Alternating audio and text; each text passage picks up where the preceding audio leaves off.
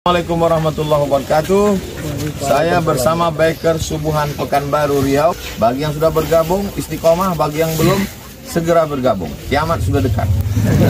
Berkah selalu, sukses. Assalamualaikum warahmatullahi wabarakatuh.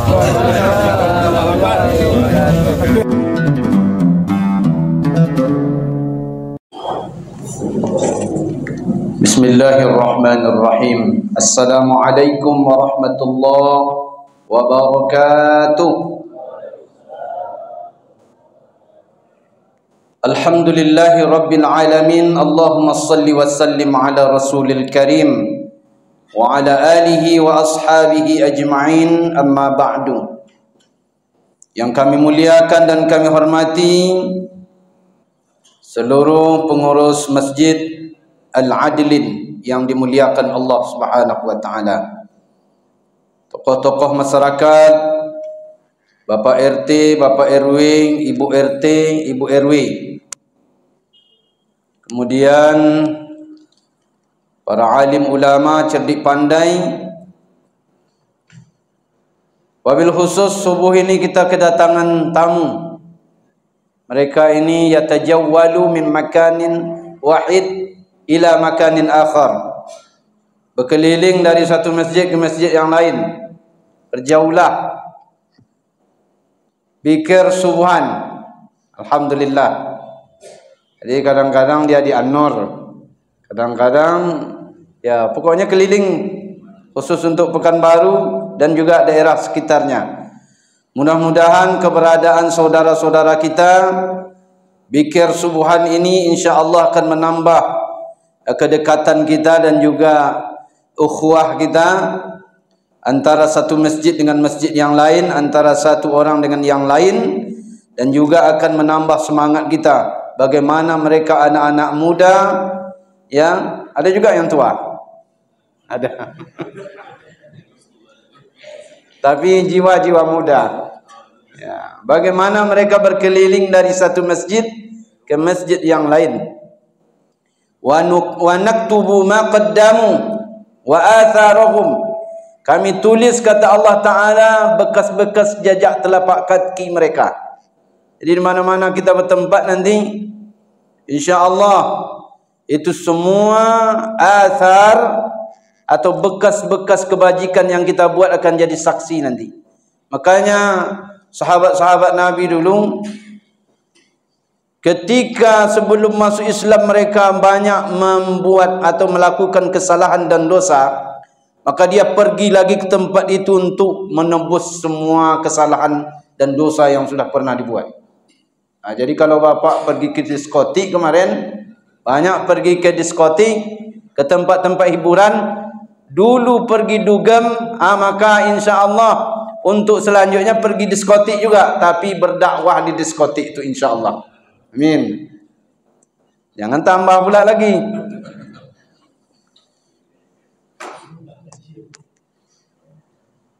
Kita bersyukur kepada Allah Subhanahu wa taala, berselawat kepada Nabi kita Nabi Muhammad sallallahu alaihi wasallam.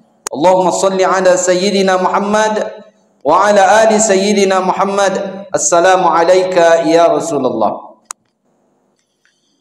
Judul ceramah kita pada pagi hari ini menjelang waktu suruh itu judulnya taubat. Taubat. Jadi kaji kita tidak sulit-sulit, taubat judulnya. Bapak Ibu yang dimuliakan Allah Subhanahu wa taala, yang paling berat kata Nabi dalam hidup ini dosa. Orang sanggup untuk merobohkan, orang sanggup untuk mengangkat. Bagaimana besarnya bukit-bukit diruntuhkan, tak jadi masalah bagi orang. Dengan alat-alat canggih dan hebat, bukit-bukit itu pun bisa diangkat. Bangunan-bangunan yang berat, besar, dengan alat-alat dan teknologi yang ada sekarang ini bisa diangkat, bisa dipindahkan dari satu tempat ke tempat yang lain. Itu bukan sesuatu yang berat. Tapi kata Nabi SAW, yang paling berat itu adalah dalam hidup kita itu dosa. Kenapa saya sebutkan bahawa dosa itu merupakan sesuatu yang sangat berat dalam hidup ni? Setidaknya dosa ini akan menghadirkan 4 hal dalam hidup kita. Kalau kita banyak dosa, kalau kita melakukan maksiat. Pertama, dikutip dari ayat Al-Quranul Karim surah Al-A'raf. Apa kata Allah Ta'ala tentang kisah kakek kita, nenek kita, yaitu Nabi Adam alaihissalam. Ketika beliau melakukan kekhilafan, maka para nabi bukan disebut dengan dosa. Nabi ketika dia melakukan kekhilafan, itu bukan dosa, tetapi pelajaran bagi kita. Dalam Al-Quran disebutkan, Ya bani Adam la yaftinannakumus syaitanu kama akhraja abwaykum minal jannah. Jadi dosa itu kata Allah Ta'ala atau kekhilafan itu menyebabkan orang dikeluarkan dari tempat yang mulia. Pertama, Nabi Adam alaihissalam berada di sorga, tapi karena melakukan kekhilafan, Allah Ta'ala turunkan dia ke muka bumi. Jadi artinya kalau kita melakukan dosa dan maksiat, kita diturunkan derajatnya oleh Allah Ta'ala, bahkan dikeluarkan dari tempat yang mulia. Dikeluarkan dari tempat yang mulia, lalu diletakkan di tempat yang tidak baik, tempat yang hina dina. Maka itulah bahaya dosa yang pertama. Bahaya dosa yang kedua yang disebutkan oleh Allah Ta'ala di dalam Al-Quran, yanzi'u anhuma libasahuma. Dosa menyebabkan tanggalnya penutup badan kita, pakaian kita, aurat kita terbuka. Kisah itu sudah ada dalam Al-Quran. Disebutkan ketika melakukan kekhilafan itu, maka Adam dan Hawa ketika itu yanzi'u anhuma libasahuma, maka tanggal pakaiannya. Mereka cari daun-daun yang berada di dalam surga, akhirnya untuk menutupi itu. Makna yang bisa kita ambil daripada apa yang terjadi itu, bahwa kekhilafan, dosa, maksiat yang kita lakukan menyebabkan aib kita terbuka. Nampak semua orang, Pak? Beberapa bulan belakangan ini viral berita. Tidak kita sangka-sangka ya. Tapi itulah kenyataan yang terjadi. Allah Ta'ala bukakan sepandai-pandainya kita menutup aib. Tapi karena dosa itu sudah menumpuk, dosa itu sudah banyak, akhirnya memeludak juga. Tahu juga rupanya orang. Saya tidak sebutkan kisahnya yang terjadi itu. Jadi kalau saya sebutkan, saya takut pula ribah nanti. Bapak ibu tahulah, baca di medsos, akan ada itu orang-orang hebat di negeri ini, di mana di belakangnya banyak rupanya gundik-gundik dia. Jangan pula jamaah Masjid Adlin ni udah punya istri di sini, buka cabang pula diam-diam di sana. Tahu ibu tu nanti bahaya. Kalau mau Pak Bu, bapak-bapak yang ada di sini, kalau mau minta surat izinnya. Lebih baik lagi tu. Ibu-ibu yang di belakang, saya pastikan kalau memang betul-betul dia minta izin, sungguh-sungguh minta izin, kepala jadi kaki, kaki jadi kepala, datang ke istri itu, Bu, aku nak tahan lagi. Kayaknya seperti ini, harus nambah lagi, buka cabang lagi. Maka insya Allah saya yakin, dan juga saya doakan, semoga ibu-ibu ini mempunyai hati yang lembut menerima kenyataan itu. Setelah ini saya tidak tahulah apakah ibu-ibu ini mau menegur saya atau tidak lagi. Itu urusan belakangan. Yang jelas, ya, nantilah ditanyakan di rumah nanti. Ya. Yang jelas jangan sembunyi-sembunyi.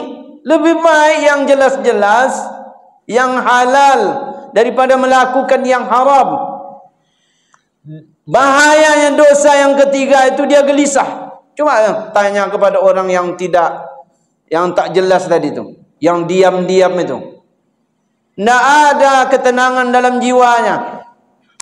Mau jalan nanti, mau digandeng nanti isteri kedua ini takut nampak sama orang lain.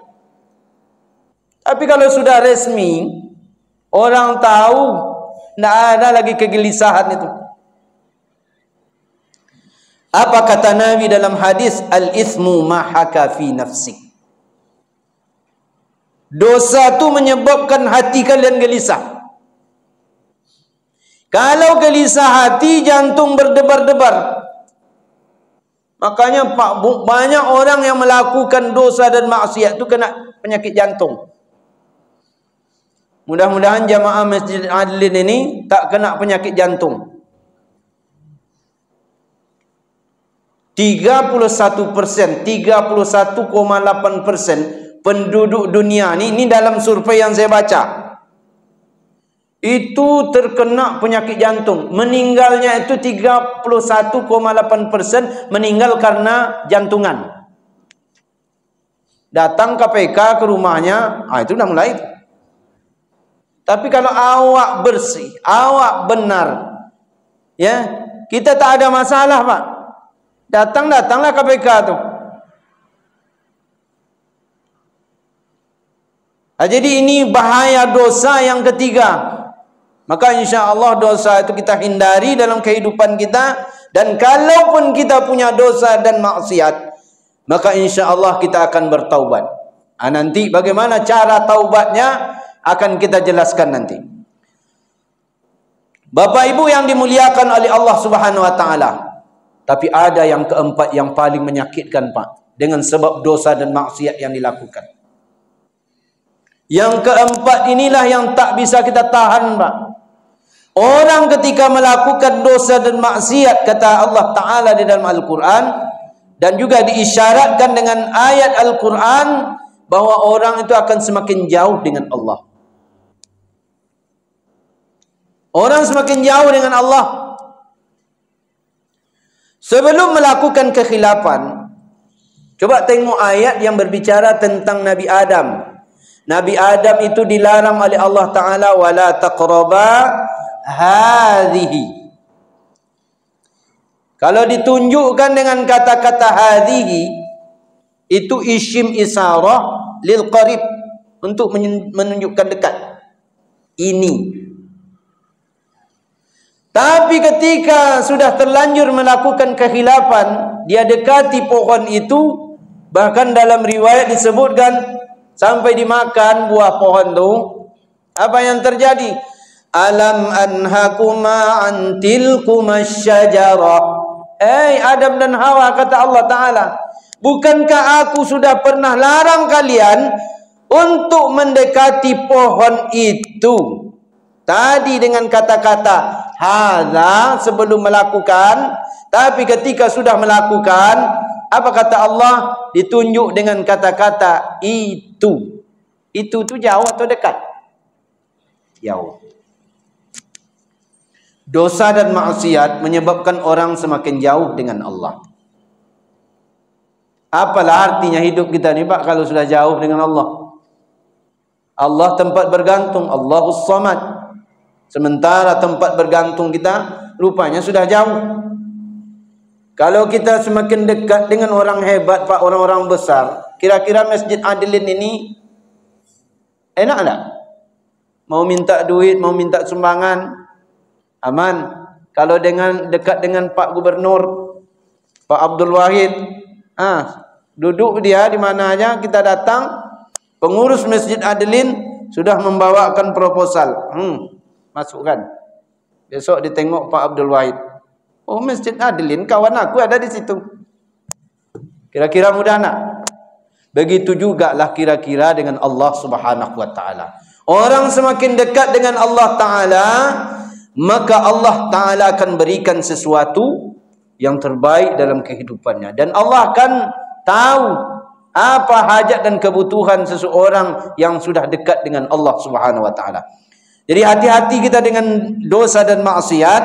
Hati-hati kita dengan kesalahan-kesalahan yang kita lakukan. Inilah akibat daripada dosa dan maksiat yang menimpa kehidupan kita, sehingga kita dijatuhkan oleh Allah Ta'ala, sehingga kita dikeluarkan oleh Allah Subhanahu Wa Ta'ala daripada tempat-tempat yang mulia.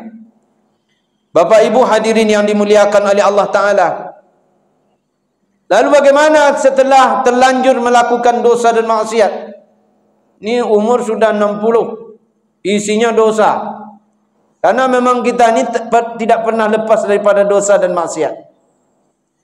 Nabi sudah menjamin perkara itu. Kullu bani Adam khatta'un wa khairul khatta'ina tawwabun.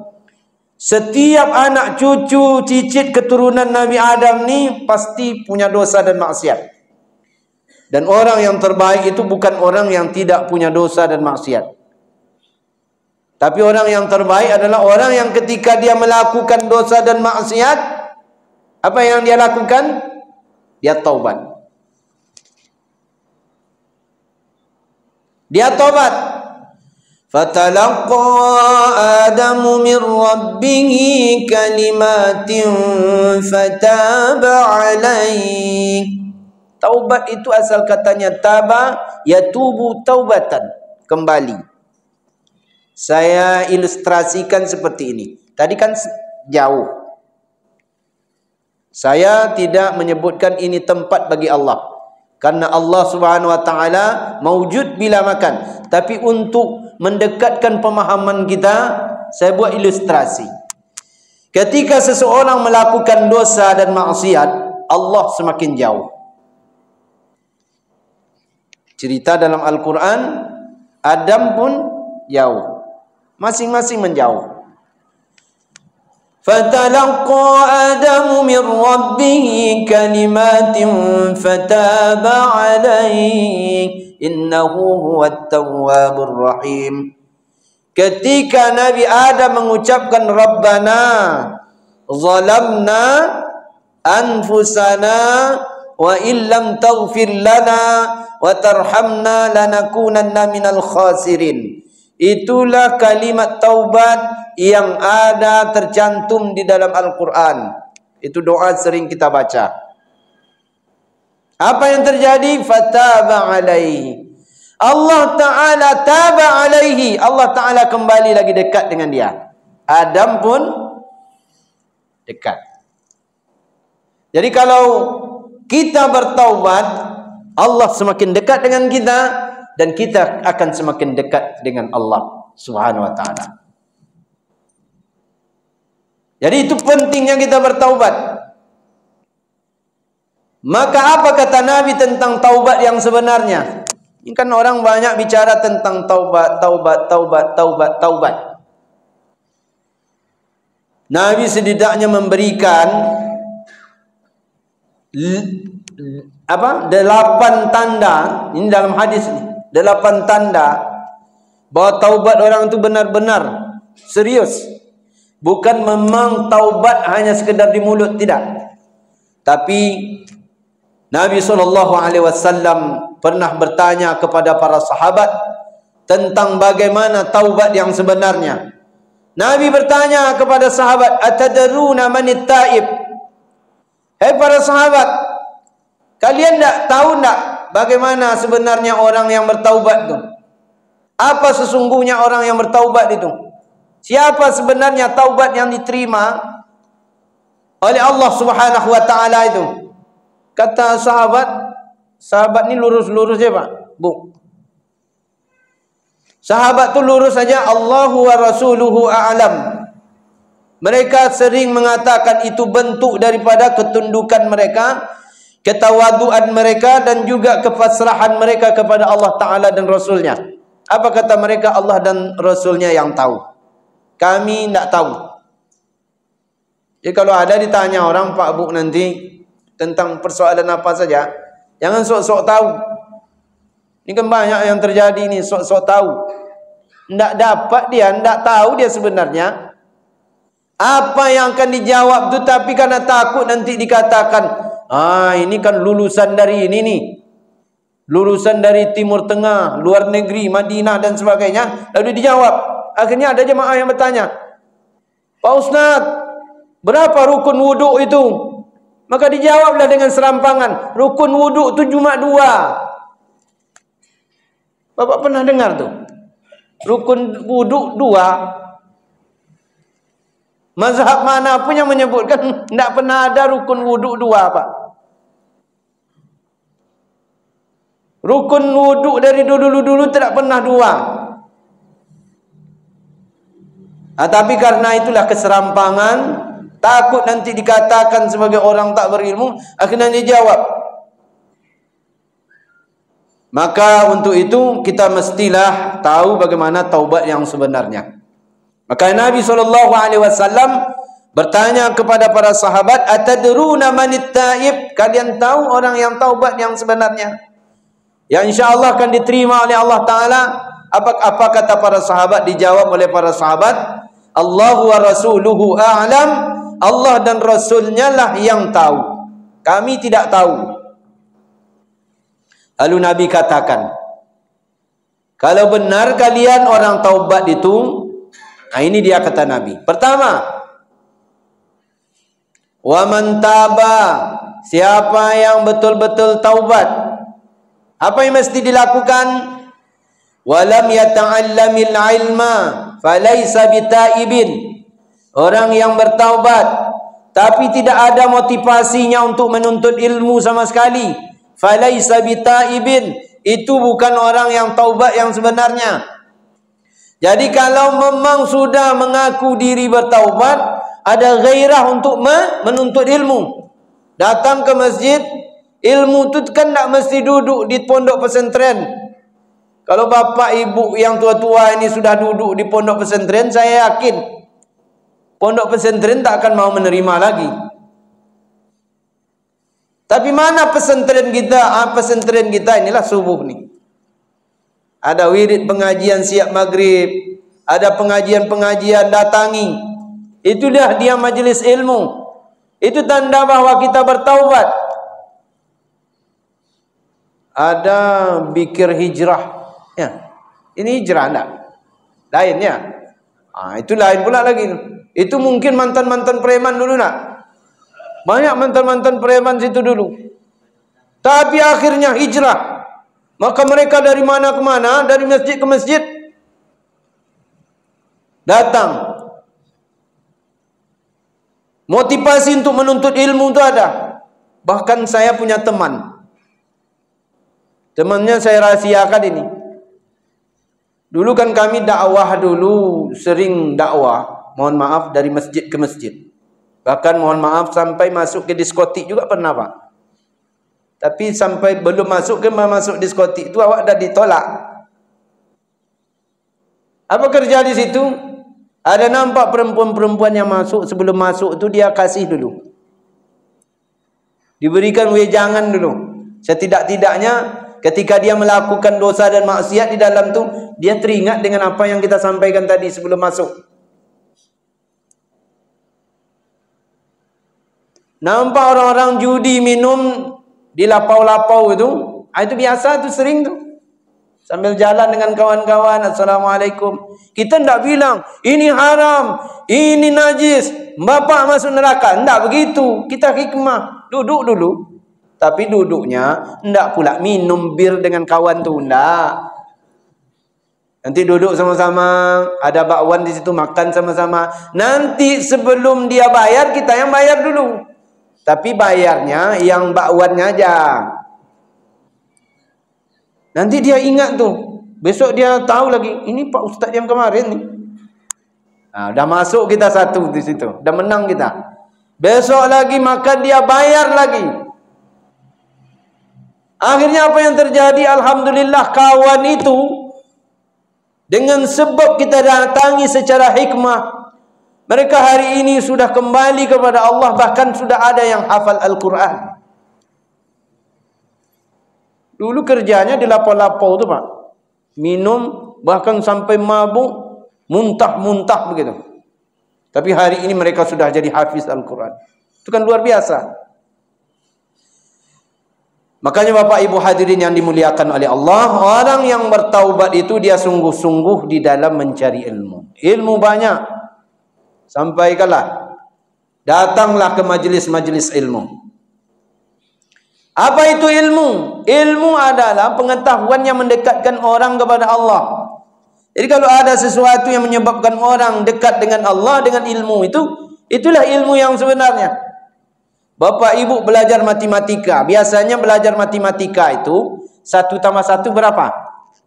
2. Jangan setelah belajar matematika 1 tambah 1 jadi 11. Itu tidak matematika yang benar lagi tu. Karena pandai-pandai berhitung, 3 kali 3 jadi 30. 33. Tak begitu. Jadi insya Allah belajarlah apa saja ilmu, insya Allah. Tapi ada ilmu prioritas, ada ilmu yang lebih didahulukan. Apa dia? Fardu ain. Ini bapak ibu belajar solat. Solat ini fardu ain. Ilmu tentang solat itu lebih prioritas dibandingkan dengan ilmu komputer. Boleh bapak ibu masukkan anak-anak kita ke sekolah komputer, sekolah akuntansi, sekolah tentang perbankan dan sebagainya, sekolah tentang olahraga, sekolah apalagi namanya sekolah, tapi jangan lupa yang ini ada fardu ain. Bapak ibu tidak akan ditanya oleh Allah di dalam kubur nanti kenapa anak-anak tidak tahu dengan Excel. Tidak akan ditanya. Saya pastikan tidak akan ditanya. Tidak akan itu pula kerja malaikat mungkar nangkir itu menanya apakah rumus. Dan tidak akan ditanya nanti apakah kita tahu Microsoft atau tidak. Tidak. Tapi saya pastikan bahwa setiap orang nanti ketika sudah masuk di dalam kubur, selesai nak fardu ainnya itu tentang perkara salat. Orang banyak mengabaikan perkara ini, Pak. Apalagi yang laki-laki, kami yang laki-laki ini banyak mengabaikan. Sebelum salat ada taharah. Makanya di masjid-masjid ada beberapa masjid saya memberikan kajian. Saya memberikan kajian fikih mazhab Asy-Syafi'i, karena kita mazhab Imam Asy-Syafi'i. Mulai dari taharahnya, ya wudunya, nanti ada tayamumnya, apa mandinya. Karena perkara itu penting. Berapa banyak, berapa lama kita solat di sini? Mungkin sudah puluhan tahun, tapi karena ilmu dasar ini tidak kita miliki, bahkan kita abaikan. Akhirnya apa? Yang fardu ain ini terabaikan. Solat yang sekian puluh tahun yang kita lakukan tanpa dengan ilmu tu, maka dia tidak jadi apa-apa. Ya, satu contohnya Pak, kami yang laki-laki ni kalau pergi jalan touring kemana-mana, Sumbar, kami laki-laki ini paling bahaya ni. Kenapa? Karena laki-laki ini bisa buang air di mana saja. Kalau perempuan kan beda. Mohon maaf. Kami laki-laki ini nanti jalan jauh menuju Bangkinang, jumpa kebun sawit, pohon sawit orang itu pun jadi tempat buang air bagi laki-laki. Tapi bagi perempuan itu jarang terjadi. Apa yang terjadi ketika dia touring itu tadi? Lalu dia buang air, dan ketika dia buang air itu mohon maaf tidak cebok dia, tidak bawa air. Lalu tanpa cebok, dia pun pakai celana yang sama, kolor yang sama, tiba waktu salat. Tiba waktu salat Pak, dia pun berwudu. Dia salat Allahu Akbar. Pertanyaannya, kira-kira diterima nak tu salat tu? Diterima nak tu Pak? Dia tidak cebok tadi. Tetesan-tetesan air kencingnya tadi mohon maaf masih ada di kolornya. Bahkan celana itu sudah 3 hari 3 malam tak diganti-ganti. Allahu Akbar. Saya pastikan bapak-bapak, kalau ibu-ibu enggak, bapak-bapak yang kencing berdiri pasti tidak akan pernah bersih. Saya jamin tuh. Maka bapak nanti kalau kencing buang air jangan berdiri. Jongkok mak. Cari toilet masjid yang ada jongkoknya. Ini ada beberapa masjid di Pekanbaru ni, pernah saya masuk. Disediakannya untuk orang itu, untuk jamaah itu, untuk wuduk itu, untuk buang air itu, kencing-kencing berdiri yang pakai itu. Jadi orang yang ada di samping bisa nengok yang ada di samping.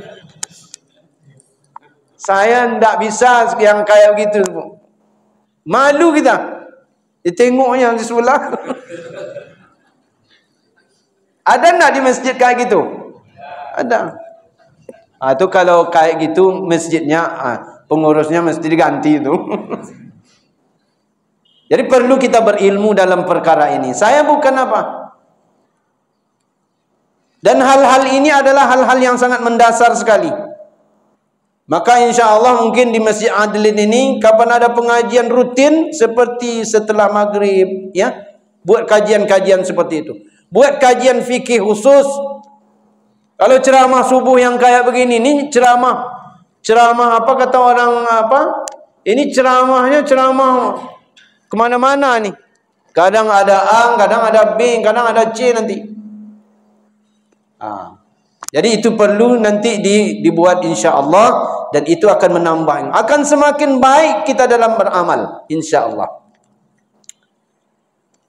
Bapak Ibu yang dimuliakan oleh Allah, itu yang pertama. Orang yang bertaubat dia ada keinginan yang kuat untuk menambah ilmu, ada motivasinya menuntut ilmu. Tidak menutup kemungkinan ibu-ibu yang ada di belakang nanti setelah kegiatan acara kita pagi ini termotivasi untuk berilmu, dia mulai dengan belajar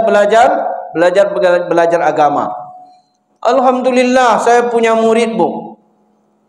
Tapi murid saya itu ibu-ibu. Ibu-ibu itu umurnya 50 tahun ke atas.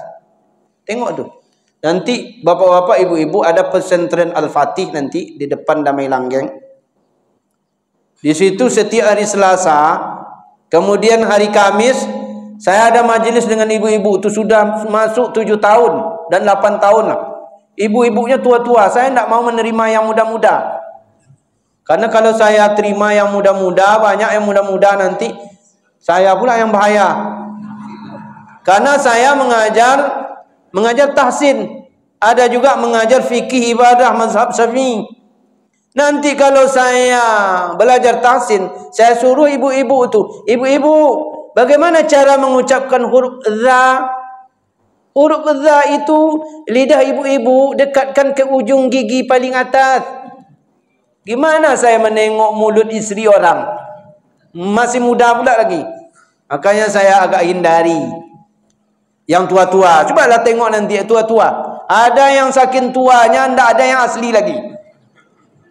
Giginya sudah asli. Ketika dia menyebut makhraj huruf itu yang berkaitan dengan gigi, anda sempurna lagi. Saya khawatir ketika dia mengucapkan huruf itu nanti keluar giginya, meloncat giginya.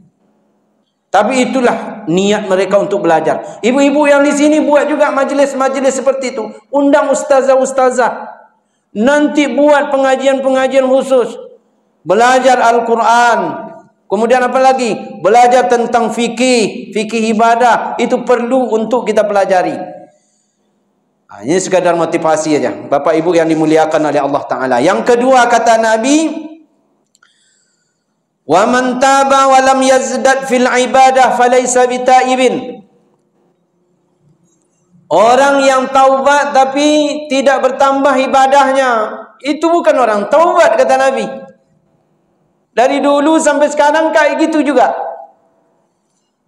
Maka orang bertaubat dia semakin hari semakin bertambah ibadahnya.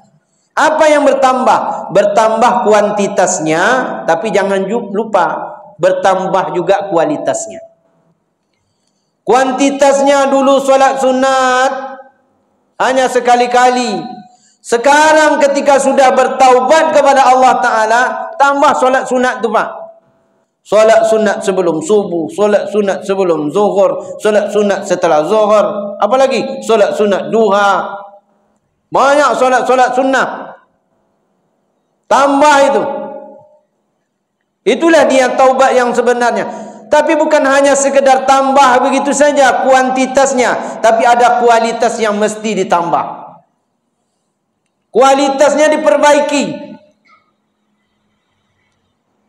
Biasanya kita ingin suka solat itu yang pendek-pendek. Benar apa? Apalagi imamnya tarawih kemarin. Kalau dengar imam baca Bismillahirrahmanirrahim, Inna a'tainakal kautsar. Kira-kira apa yang ada dalam hati Bapak? Oh, sedapnya. Tapi kalau ada imam yang baca Bismillahirrahmanirrahim, Yasin, apa yang terbayang? Habis Yasin nih. Iya. Jadi itu mesti kita dulu senang yang pendek-pendek. Sekarang setelah kita nyatakan diri kita bertaubat, kita senang dengan yang lama-lama. Nabi itu contoh tauladan kita, Pak Bu. Apa kata hadis Nabi? Hatta tawaramat qadamahu min qiyamil lail. Sampai bengkak-bengkak kakinya karena mendirikan solat malam. Solat malamnya tidak trikul lagi. Apa maksud trikul tu? Qul huwallahu ahad, qul a'udzu birabbil falaq, qul a'udzu birabbin nas. Itu trikul namanya. Tidak trikul lagi. Bahkan dalam riwayat Ibnu Abbas disebutkan bahwa Nabi membaca surah Al-Baqarah. Setelah selesai surah Al-Baqarah, dia sambung lagi ke surah Ali Imran. Setelah selesai surah Ali Imran, dia masuk lagi surah An-Nisa. Kira-kira berapa juz tu, Pak? Ada nak jamaah Masjid Adlin yang seperti itu? Solat tahajudnya 5 juz, Pak, dalam satu rakaat. Ada tak? Menggeleng ibu-ibu di belakang. Tapi itu contoh. Tidak bisa kita seperti itu, setidak-tidaknya lamakan daripada yang biasanya. Kita buat yang lama. Sampai bengkak-bengkak kaki itu karena mendirikan solat malam. Bapak Ibu yang dimuliakan oleh Allah Subhanahu wa taala. Maka insya-Allah kita tambah kualitasnya lagi. Kita perbaiki kualitas. Bacaan juga begitu. Dulu bacaan tidak betul, kurang betul ya. Maka sekarang dibetul-betulkan. Dan ada, ini saya sampaikan di beberapa pengajian-pengajian. Ada yang rukun qauli. Bapak Ibu pernah dengar dengan rukun qauli dalam salat? Nah, ini perlu belajar nih. Ada pula ustaz yang tak tahu juga dengan rukun qauli. Ini bahaya juga. Rukun qauli itu dalam salat itu yang wajib untuk dibaca dan bacaannya mesti ditahsin. 1. Al-Fatihah. At-takbir. Takbir. Banyak yang salah dalam takbir, Pak. Apalagi kalau kita pergi pulang kampung, dengar ada orang takbir. Allahu Akbar. Kira-kira benar tak tu? Kalau dia sudah tambah panjang hamzahnya, Allahu Akbar, apa artinya? Apakah Allah Maha Besar? Pertanyaan besar tu. Kira-kira wajar tak kita bertanya kayak gitu, Pak? Tidak. Yang seharusnya Allahu Akbar, Allah Maha Besar. Sekarang kita tanyakan, Allahu Akbar, apakah Allah Maha Besar? Dia banyak salah. Yang kedua, rukun qauli yang mesti ditahsin, Al-Fatihah. Al-Fatihah mesti ditahsin. Yang ketiga, apa lagi? Tahiyat. At-tahiyyatul mubarakatus salawatut thayyibatu lillah. Itu mesti ditahsin. Kata sahabat Nabi, Nabi mengajar kami tasyahud seperti Nabi mengajar kami surat-surat lain di dalam Al-Quran. Lalu yang kelima, salawat. 5 itu mesti diucapkan, Pak. Dan ketika mengucapkannya itu mesti benar. Nanti belajarlah di Masjid Adlin ini. InsyaAllah banyak ustaz-ustaz kita yang akan menyampaikan perkara itu. Bapak Ibu yang dimuliakan oleh Allah Subhanahu wa taala. Yang ketiga, wa man taba wa lam yardal khusama falaysa bitaibin. Orang yang sudah mengaku diri bertaubat kepada Allah tetapi dia belum ridha dengan orang yang pernah memusuhinya. Belum memaafkan orang-orang yang dulu pernah mengkhianatinya. Belum memaafkan orang-orang yang dulu pernah menzaliminya. Falaisa bitaibin. Orang itu bukanlah orang yang bertaubat yang sebenarnya. Jadi kalau sudah taubat tu Pak, luruhkan semuanya. Apalagi setelah Syawal ini Pak. Syawal ini kita ucapkan kepada kawan kita minal aidin wal faizin. Mohon maaf lahir batin. Lahir dan batin kita sudah kita luruhkan semua, tidak ada lagi. Buatlah seperti sifat Nabi Yusuf. Dalam Al-Quran, Nabi Yusuf itu bagaimana kisahnya Pak? Sampai adik-beradik menzalimi dia. Bayangkan tu. Dimasukkan ke dalam sumur, ingin dibunuh. Tapi setelah menjadi orang hebat, apakah Nabi Yusuf balas dendam? Kalau awak balas dendam tu Pak. Dulu orang pernah menzalimi kita, mau membunuh kita, mengkhianati kita. Sekarang kita jadi Pak RT. Wah, ini apa yang kemarin ya? Besok kalau ada surat menyurat, saya persulit tu. Tapi RT di sini enggak. RT sini baik-baik ya. Dulu nak memilih saya, awaslah nanti. Awaslah. Kan ada tu tahu tu. Pendukungnya sekarang kan musim kampanye-kampanye ini kan banyak. Tapi tirulah Nabi Yusuf. Bagaimana saudara-saudaranya memasukkan dia ke dalam lubang, ke dalam sumur. Setelah jadi pejabat, apa yang terjadi dengan Nabi Yusuf? Duduk dia di atas singgasana. Dia tahu tu sahabat adik-beradik dia datang untuk minta bantuan Pak. Karena waktu itu pacaklik. Apa kata Nabi Yusuf kepada saudaranya? Qala la tasriba alaikumul yawm yaghfirullahu lakum wa huwa arhamur rahimin. Kata Nabi Yusuf, kalian jangan takut. Orang ini dah menggigil Pak. Dia tahu rupanya. Anta Yusuf? Ditanya dalam Al-Quran surah Yusuf tu. Apakah engkau Yusuf? Qala ana Yusuf wa hadha akhi. Saya Yusuf. Ini saudara aku namanya Bunyamin. Saudaranya sudah menggigil Pak. Yang dulu pernah memasukkan dia ke dalam sumur tu, menggigil. Sekarang minta bantuan Pak. Kalau kitanya membawa proposal. Ini kamilah susah nih. Akhirnya apa yang terjadi menggigil? Nabi Yusuf tahu. Apa kata Nabi Yusuf? Jangan. La tasriba alaikum al-yawm. Hari ini tidak ada lagi dendam kesumat dalam hati kita. Sudah hilang. La tasriba alaikumul yawm. Aku tidak punya dendam dengan kalian. Tidak punya rasa benci dengan kalian. Walaupun dulu kalian pernah menzalimiku. Apa kata Nabi Yusuf selanjutnya? Yaghfirullahu lakum. Mudah-mudahan Allah memaafkan kekhilapan kalian yang dulu pernah kalian lakukan kepada saya. Itulah yang terjadi seharusnya dengan jamaah masjid Adilin ini. Kalau ada orang buat salah dengan kita, orang minta maaf dengan kita, maafkan. Kemudian doakan, ya Allah ampuni dosa dan kekhilapan mereka. Itulah kaji kita subuh nih. Tak panjang-panjang. Kalau dipanjang-panjangkan lagi di luar sudah saya dengar tuh. Denting-denting bunyi-bunyi. Bunyi-bunyi piring. Nanti konsentrasi Bapak Ibu tidak lagi ada pada tempatnya. Saya mohon maaf atas kekhilapan dan kesalahan ini. Tidak ada pertanyaan ya.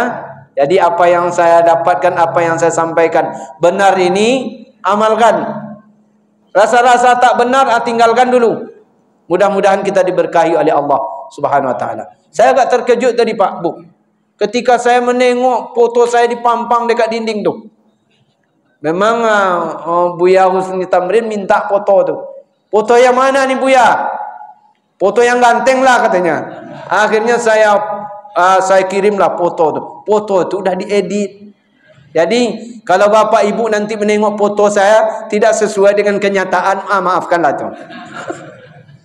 Ini terlalu mudah Ustaz ni di sini. Terlihat dari yang sebenarnya tidak seperti yang ada di foto tu.